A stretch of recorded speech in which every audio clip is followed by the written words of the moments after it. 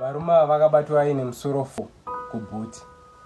Ende chiitiko ichi chakarwadza vakawanda vanhu vekuchitungwiza nekuti vanhu vataisambofungira kuti vangadai.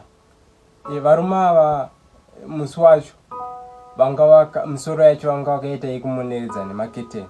Ini pandakatosvikawo ndichitonosvika ndiyeba utona zvishuwa misoro yemachaji akafa iri kuboot. Isu semayouth zvakatibata bata nekuti ivo vakazowanikwa vaine misoro yemachaji akafa, isusu chaji yacho tinozoiwana here?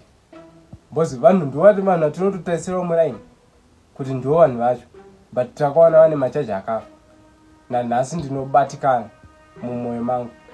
Takazobva ipapo yayowe mumwe angoti atora chake uye atora chake. Ndakazobuda nemaketens acho kusi ndakazotongo ndiwawo maketeni acho.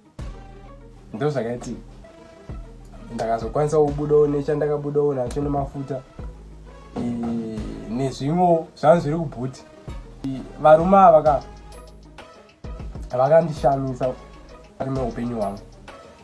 Hembe inogona kukwana munina wangu ana jabu kana vakuwanikwa vane misoro yemachaji akafa.